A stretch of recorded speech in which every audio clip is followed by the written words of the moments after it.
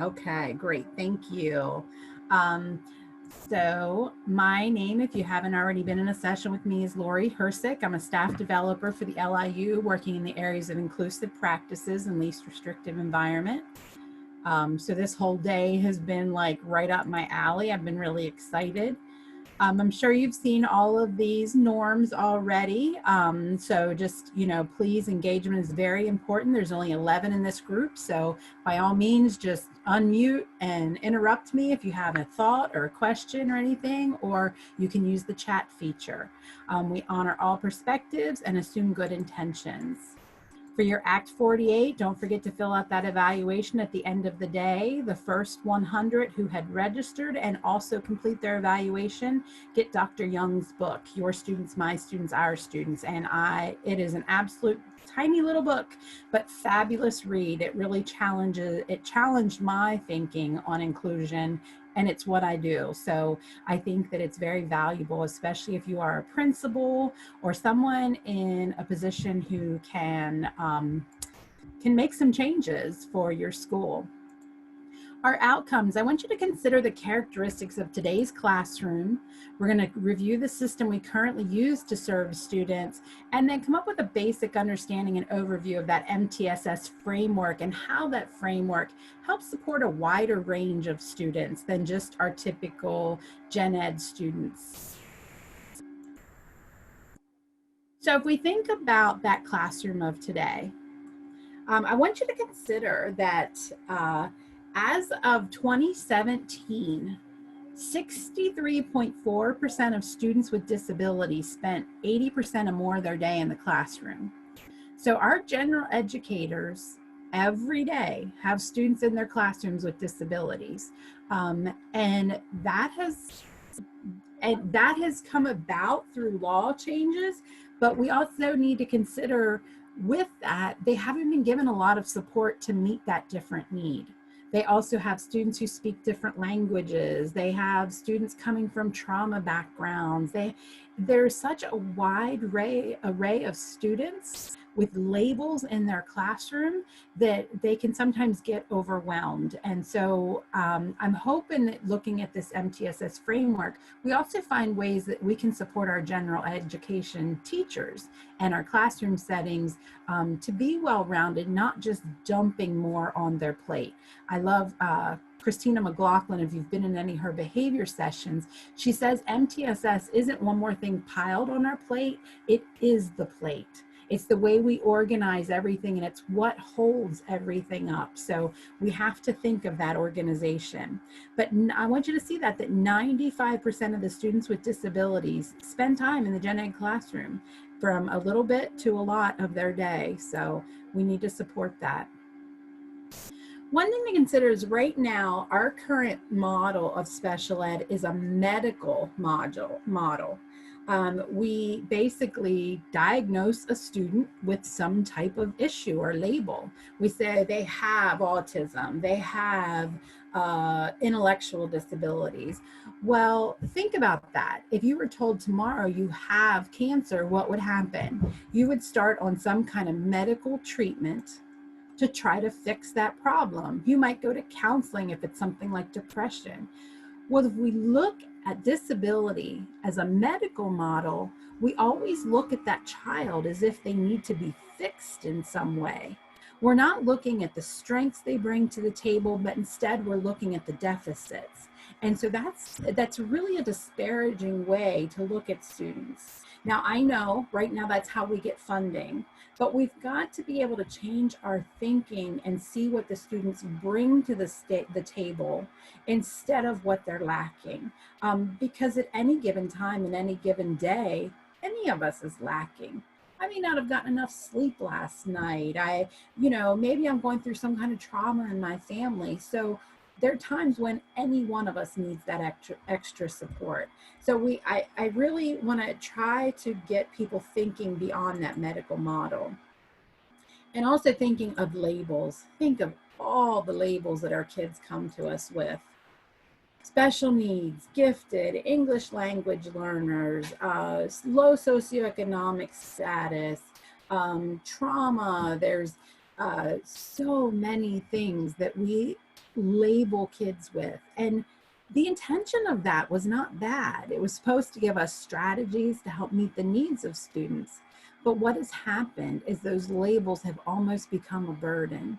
It's hard for general ed teachers not to look at their roster and say, oh, out of 20 kids, I've got 4 with IEPs, I've got 2 who are English language learners, and I've got these other 3 that just moved to the district. And so those labels make kids a burden, and no child should ever be seen as a burden in a classroom.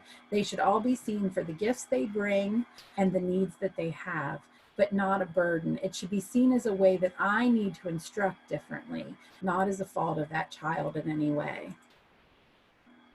So what if we stopped labeling? And you've heard a lot about John Hattie today, if you've been in the sessions with Dr. Young, and you cannot, his research, he has done so many meta-analysis looking at 138 different factors that can affect student learning.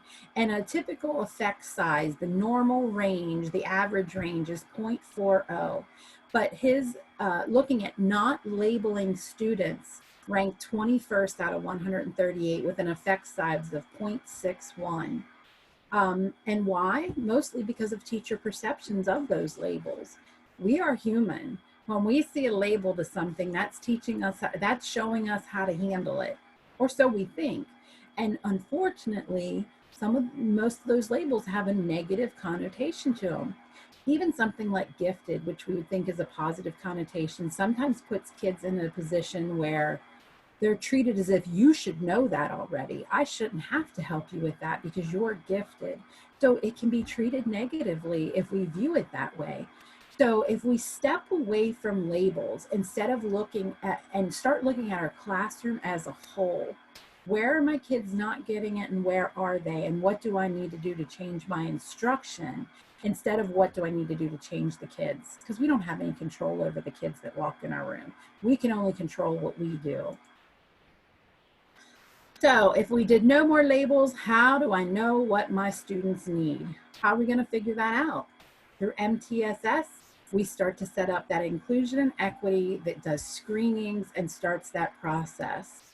So when we look at inclusion as defined as a matter of equitable distribution of educational resources to all students, we must confront the issue of systemic change. I don't know if you've ever looked at your school budget to see how much money is spent on special education. It's huge. And so if we start to look at the distribution of resources, those special educators bring a lot to the table and have a lot to offer those general education classrooms in the way of teaching strategies and helping with lessons that can be used to help all students instead of just that narrow window of labeled students who have those special rights and special accommodations. And we're going to talk about that a little bit. And also next session, if you are with me, I'm going to talk about scheduling and how to use staff and resources wisely. So one way to meet this change is through that multi-tiered systems of support. I just have a real quick video. I do apologize if you have gone through our MTSS training. You've already seen this, but it's real quick. It's only 5 minutes, and I think it's a great refresher. So this is just a real quick overview. My name is Amy Henry. I work with the Michigan Department of Education as an education consultant. I'm in the Office of Improvement and Innovation, and I'm in the School Improvement Unit, specifically working with the statewide systems of support. So we work to support the priority and focus schools around the state. So one of the priorities of the state of Michigan is to make sure that everyone understands that MTSS and school improvement are not two separate bodies of work. MTSS is the work of MTSS is meant to be embedded right within that school improvement process. You can take the language and put it right into your plan. The work of MTSS should be the work of your school improvement plan. Michigan's definition of MTSS is an integrated, multi-tiered system of support that's really focused on your instruction, your intervention, and your assessment. And it's really meant to meet the needs of the academic achievement of a student, but also the behavioral health of a student. You often see that triangle and there's a line dividing it right down the middle. And that line can stand for a few different things, but most commonly you'll hear that the one side of the triangle is talking about academics and the other is talking about that behavioral health. And we want to be able to see that student as a whole student rather than looking at just, oh, this is how they're doing in math or this is how they're doing in reading. We want to be able to look at every aspect of that student. The number one predictor of academic achievement is academically engaged time. So when we address that full student, we're able to get at the factors that maybe we don't see from a test that we're giving around reading or math. So in our state, we've really had this really tight focus around the achievement gap and what we're seeing with our bottom 30% and our top 30%, this huge distance between the two. And when we talk about the practices of MTSS, we're talking about hitting every student that walks in our door. We're talking about there not being an achievement gap. We're talking about leveling the playing field so that every student has access to the type of instruction that they need. We're talking about students not being behind. We don't want to see our students 2 and 3 years behind. We want to see them at benchmark. And when we're able to come in and identify their areas of need, we're able to provide instruction based on that area of need. So that student won't be left behind. That student won't be so far behind their peers that they're unable to catch up. We'll continue to see 1 year, 2 years, possibly 3 years of growth in that 1 year time because we're going to target the areas of need for our students. So we're addressing every student in the classroom, whether it be the high achiever or the low achiever or the right on par achiever. We're going to hit each one of their levels, and we're going to be sure that they're challenged and they're engaged in their own education. So one of the most common misconceptions around MTSS is that it's a way of intervening for students who are low performing, and that is so far from the truth because MTSS is not an intervention. It's not an intervention program. MTSS is best practice around instruction for our students, and it's meeting the needs of all students. The student that's above benchmark, the student that's on benchmark, and the student that's below benchmark. So we have to be very clear when we're working with people to make sure that they don't have RTI time or MTSS time and say that they're actually implementing MTSS because that's not the case. You can't have a block of 30 minutes where you work with low performing students and say, I'm doing MTSS, because that's not MTSS. MTSS is for all students. So with MTSS, the idea is that you're meeting the needs of all your students in your classroom. So say I am a kindergarten teacher, which we've seen this in many kindergarten classrooms. I've got students coming to me with all different levels, and they need all different kinds of support. And I might find that maybe only 50% of my kids are at benchmark when they walk in my door. Thinking about that in a fiscal way, we know that we can't provide the supports to 50% of our kids that are individualized. We're not going to be able to do that. We just don't have the resources at this time to do that. So when we see those types of numbers, we need to understand that the supports we need to provide need to be embedded into our Tier 1 instruction, which is our just general gen ed teacher providing instruction in the classroom day to day. And the cool thing about that is there's been this huge push around universal design for learning and differentiated instruction and all of these different strategies that are really best practice strategies.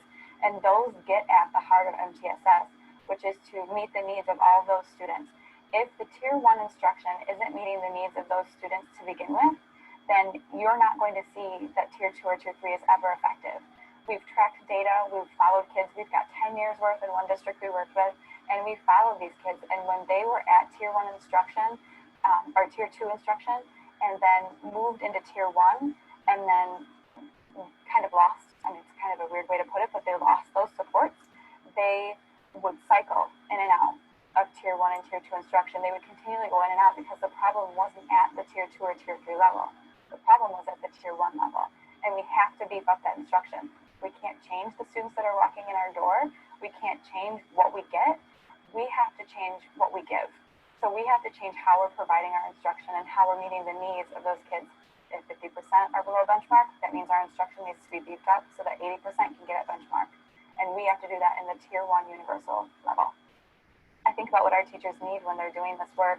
They need supports. They need to know what to do. What do you do with a third grade reader that walks into a 12th grade English class? How do you provide supports for them? They need that leadership support. They need training. They need coaching. They need to have job-embedded practices that are put on their plate that they can just take out. They need to have tools and resources. And MTSS is that. It's the whole idea of being able to pull from an arsenal of places and being able to provide those multi-levels of support that those students might need that walk in the classroom. Okay, so while I'm closing out that video, if I could just get you to write in the chat something that stuck with you from that video. Just something that stood out. There's no right or wrong answer, or something that, that you thought was a key point for everybody.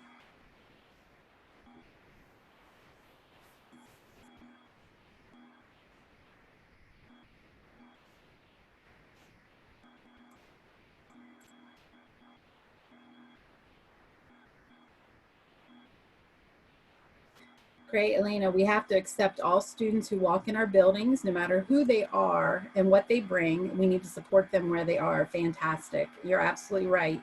I love the story of the businessman who stood up in a group of educators and said, we need to treat schools like businesses. And the teachers responded like, you know, you get to throw out the bad blueberries. There is no such thing as a bad child to us. We don't get to throw them out. We have to deal with all of them as they come to us.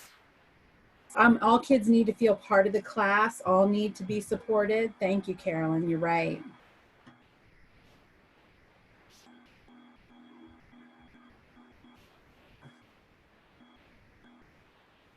Okay, I'll keep looking. If you keep typing, we'll talk about it. I don't want to cut anybody off, but I don't want to leave dead air space either. So MTSS focuses on instruction, looking at how all students are being taught to the standards. And that is very important, that all students taught to the standards. So there is no level of special education where we can't somehow tie this in. We have our special educators that go through training in how to essentialize the standards, to break them down into the most minute pieces so that we can at least tie something the kids are learning to that, and what are the most essential pieces of that. So Tori added also that all our students need support in and with something. We need to address the whole student, not just academics. Absolutely. Because MTSS isn't just academics, it's the behavior piece, it's social emotional, it's everything together. MTSS also focuses on intervention, looking at how you're working with any student who does not meet the standard or exceeds them, and then assessment, looking how you're determining who is reaching benchmark and who is not.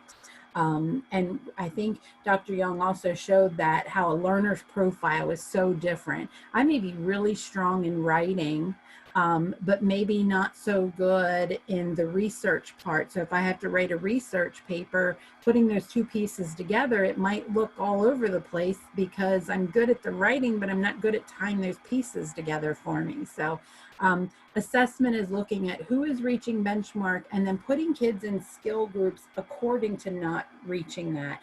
Not disability category, not saying these are my low readers, so they're all going to go to this group. No, I want to look at who's missing these key phonics skills, who's missing the ability to pick out a character and what the character adds to the story, and grouping in those skill specific areas. That's really important. MTSS ties together academics, like we just said, and behavior to equal the whole child. From the video, she did say we can't change what we get, so we have to change what we give. We really have to revolutionize how we look at things to be able to look at our instruction and really tie into that tier one, what's happening in tier one for all kids, and how do we improve that and expand it. So I know you've all seen these tiers. I love this model of it because it reminds us that this is everybody. And just because somebody's in here in tier 2 or tier 3 for something doesn't mean they stop being in tier 1. They need more intensive training in what they learned here, but they still have to learn it here in tier 1.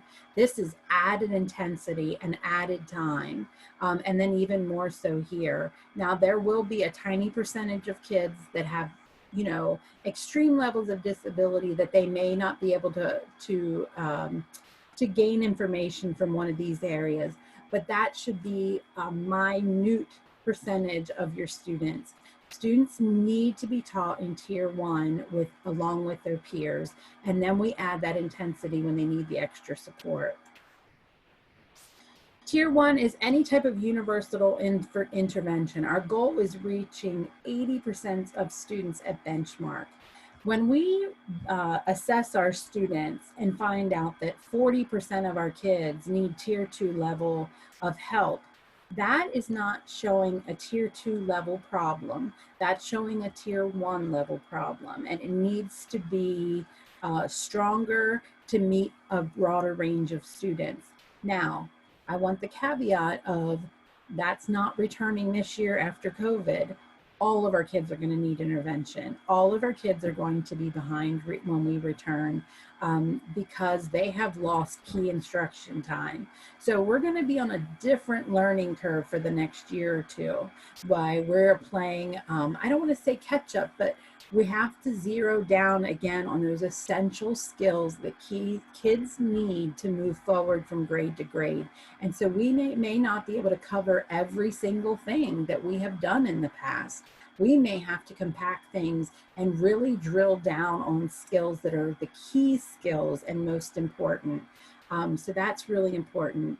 We need to make sure we're making adjustments to that core, and that doesn't just mean providing another curriculum. It also means helping your teachers with the delivery of that curriculum.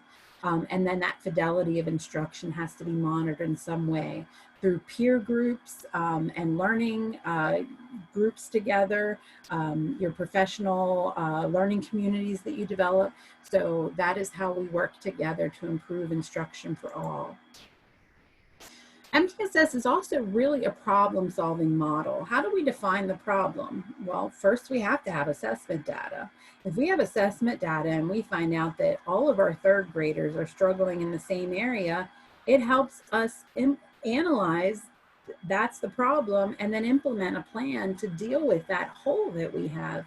If we never look at that data across the grade level and work together on it, it's really hard to analyze those pieces that are missing. It might be a hole in our curriculum that we need to fill, or it might be a hole in one teacher's class that needs to be, through training, worked on. So it's really about looking at what we have available and defining that problem, analyzing why it's occurring, implement strategies, and then evaluate, are those strategies working, and continuing to add new things as we need it. I also like this way of looking at the tiers because this is what we're used to. The tier 1, tier 2 supports, tier 3 needs higher support.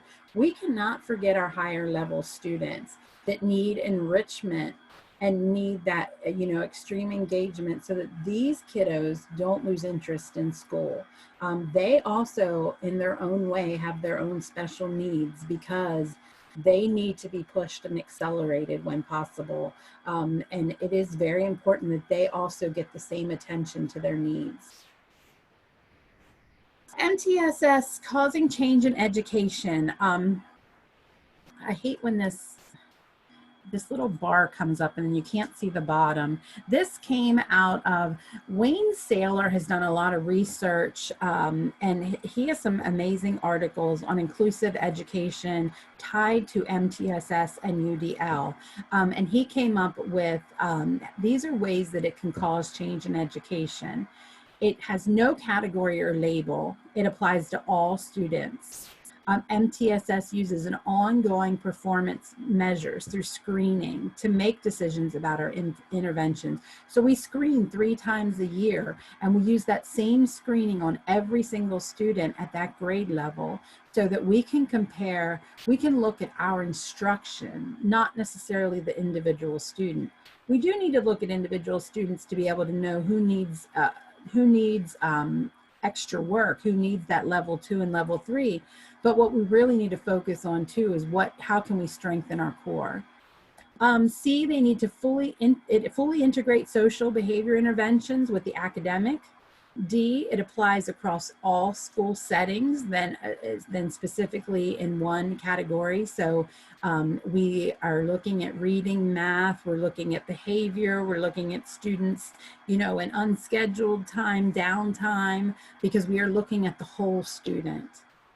It's a team-driven system. This isn't one classroom teacher looking at their data. It has to be a team looking at the impact of our curriculum and our behavior models across the whole school system so that we can get better at that. And it also incorporates universal design for learning, which facilitate that desegregation of programs.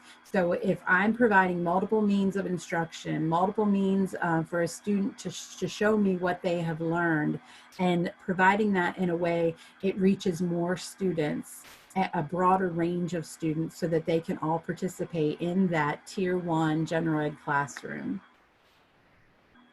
Tiered systems, you got to think about what do all students get? What does everybody get every day? Then what do some students get? And then what do a few students get? I know you're aware of that. I also like this funnel design. If we put in here, students go in here, if they are not meeting grade level expectations, they kind of get stuck where we can help them. And then maybe they need less help. And then these kiddos that are on track, they kind of fall through and they continue to do what we've been doing because it's working for them. So how do we reach these kids?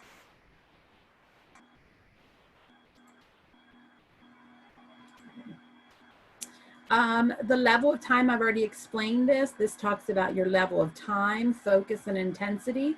So I know at the elementary level, like it's recommended, I'm going to get my times mixed up. I think it's 120 minutes for reading. And then you would add more here and more here. I think it's 90 for math.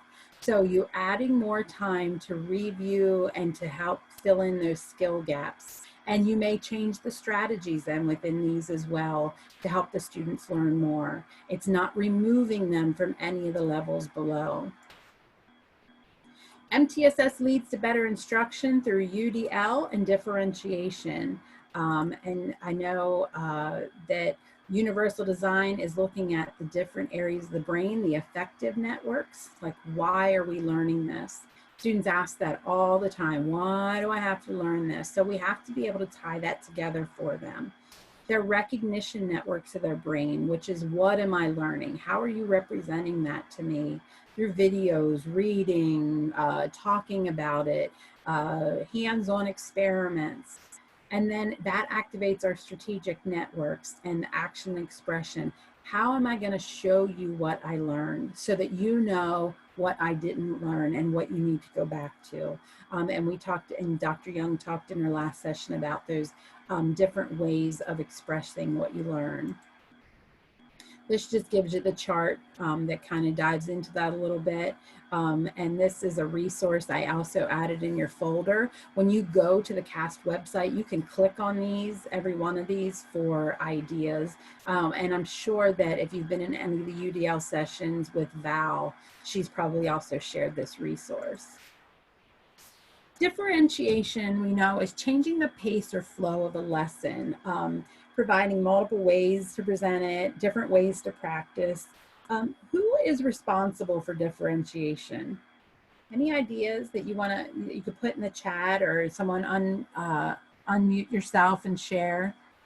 Who is responsible for that differentiation in a classroom? You're absolutely right, Elena, everyone. It's not something that's left to special ed. It's not something that's left to a psychologist. It's not something that's left for the English language teacher. It's something for everyone. The problem is sometimes our general ed teachers need a little bit of help. And so we have to support them in that. I think that sometimes so much of the change in the law has just thrown these kids into the classroom without the support. So that one thing about an MTSS model is it is a team-driven model. So you're bringing general ed and special ed and your interventionists and everybody to the table to share ideas and resources so that things can be done in the gen ed classroom from that gen ed teacher to support all kids, not just the students with IEPs, but they need help with coming up with some of that. And we need help, and special educators sometimes need help with the content to know what's coming next to be able to help with that. Ann Tomlinson has done a lot of great work with differentiation. She's published a lot of books around differentiation in the classroom, what it looks like. She has differentiation broken down into grade bands if you want. She looks at different content areas. So if you want to look her up as a resource, she absolutely is a fantastic resource. But her characteristics of effective differentiation, all students need to have the opportunity to explore and apply key concepts on the subject being studied and then achieve success. So it's not just about reading about something and reciting facts back. We have to explore it. We have to tie it to what we knew before, and so that it sticks within our brain. Things have to be relevant to us. They have to make sense. If they're not relevant and they don't make sense to me, chances are they're not going to make it to my long-term memory. So I have to have ways to play with that new information that have a lot of meaning for me. Number two, frequent formative interpretation is needed to monitor the student's path to success in the learning intention in order to generate the highest probability of successful teaching and learning. So again, we need to assess students to see where they're at so that we can monitor that they're not falling off of that cliff, and that we're not, you know, we have to throw them a rope and pull them back up to make sure they're staying where we want them to stay. Flexible grouping is really important. Again, that's where I talked about that grouping according to skills, not just labels and ability levels, but specific skills. So kids aren't always going to be in the same group. That's really important to recognize that that moves from time to time, and kids will be working with different kids depending on what skill you're working on. Number four, as much as possible, we need to engage students in an active manner. Again, we learn through exploration. We learn through working with material and getting our hands dirty. And that's figurative. I can get my hands dirty on a math problem, digging in and looking at it and trying to figure it out and say, now, does that make sense? If I'm adding two numbers, but I got a lower number, does that make sense? And if we need to make those connections for kiddos so that they can step back from their learning and say, does that make sense for what I know addition means more? Of course, having a lower number doesn't make sense. So I need to go back to the drawing board. It also really, with MTSS, it engages that collaboration. It brings so many team players, basically everyone, to the table, your administration team, because they have to support that MTSS model through giving you time to meet, maybe addressing holes in, like if you don't have a screener in place, you need one, you need to look at one. If you don't have, if you're missing key parts in your curriculum, that has to be addressed. You need, of course, your classroom teachers, along with interventionists, special education, even support staff, because if you use your staff in ways, I don't need a special ed teacher paid as a teacher's salary to help students complete assignments. That's not what they're for. They're for intervention and skill gaps. So we need to make sure we're using staff wisely. Also, any specialists you have, like school psychologists, counselors, anybody like that who can be a part of the team and help students. And then of course, parents as well, so that they understand. Because if a parent comes in and says, hey, my student's not doing well, you need to be able to explain to them that MTSS framework you're working within to show them these are the steps. And right now, here's where we're at with your child in trying to help them. And these are the strategies that we're using to say we are looking at it, that we're not just letting this go by. Reasons to meet: you want to develop a system of screening, evaluate the data that you have on hand and figure out, do you not have enough data? Do you have too much? Some kids are getting screened way too much.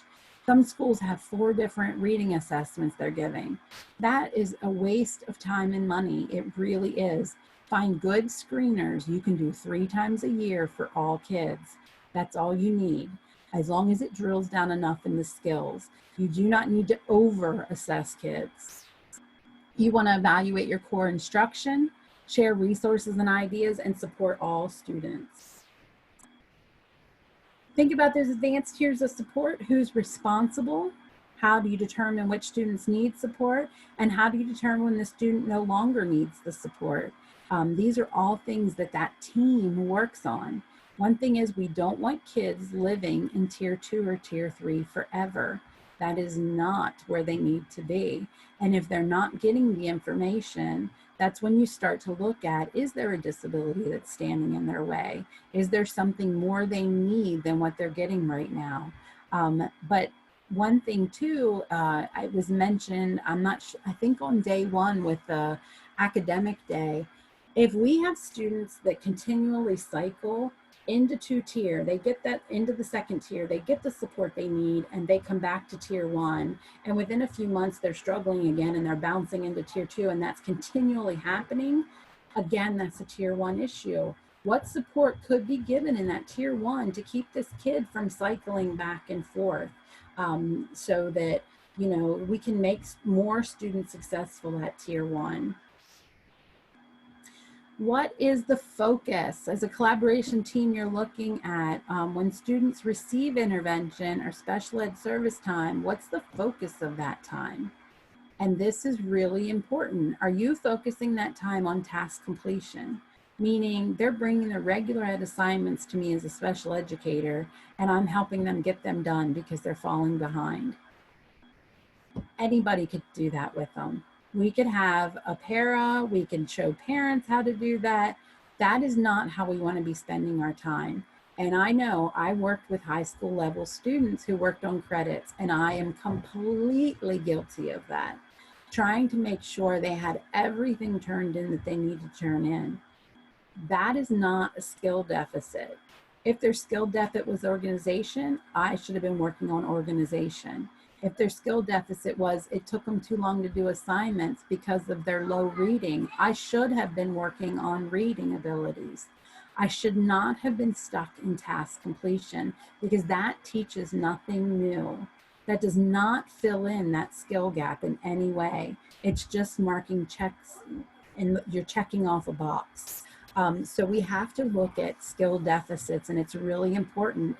And I've done IEP training now for 10 years with the secondary transition level, and that is very hard, especially at the secondary level, to find skill deficits and to deal with that instead of just assignment completion and scoring in a class. So I've had those discussions for years with teachers. So that's the difference. That's why I hope you understand that it matters. We are filling it. As a special educator, I should be using my training to fill in skill gaps and help kids improve on those skills. And Dr. Young had shared, what if this kiddo could learn one thing in my class that would change the rest of their life? That's what I should be focusing on. Maybe it's better reading. Maybe it's being able to focus. Maybe it is organization. But if they knew that one thing, it would forever change them. So that's how we look at those skills. So our reality is that students with IEPs are not the only ones with special needs. They are the ones with special rights. And I got this right out of Dr. Young's book. Can you tell I'm a fan? But I think that really resonates with me, because I have known so many times. I remember, again, teaching at the secondary level at a high school, having so many times where teachers would come to me and say, hey, so-and-so needs help in this. And I'd be like, they're not my student. And I felt horrible because I did have a roster of students that I had to support. And I knew that student needed support, but they didn't qualify for my services.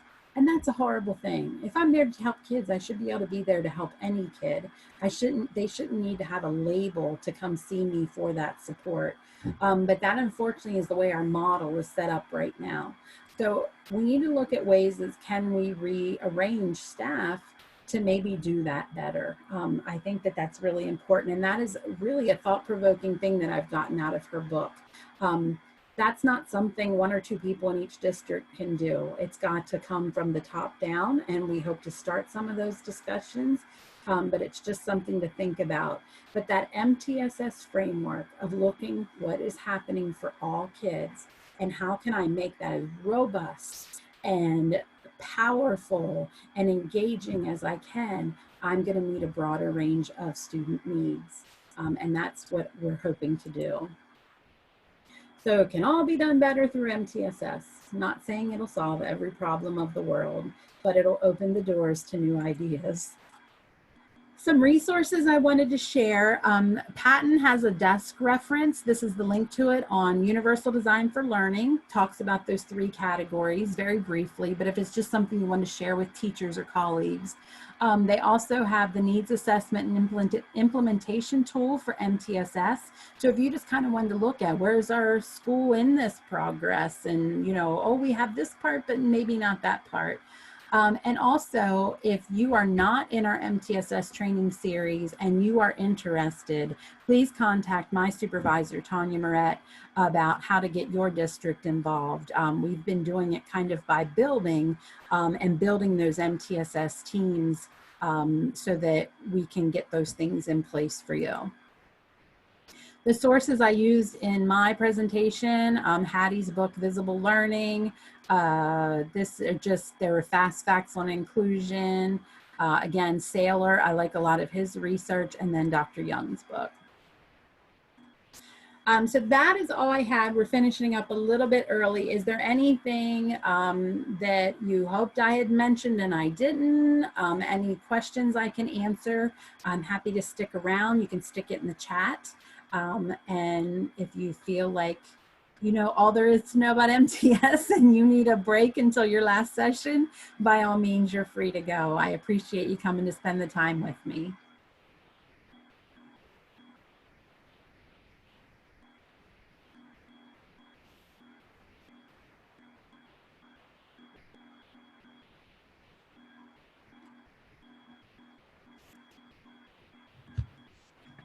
Hi, I have a quick question. I thought rather than putting it in the chat, since people are dropping out, maybe I would just ask. I'm high school, and I get that whole, we're spending time doing assignments and keeping grades up than really working on the skill with the kids. Find that all the time, especially right now. Yeah.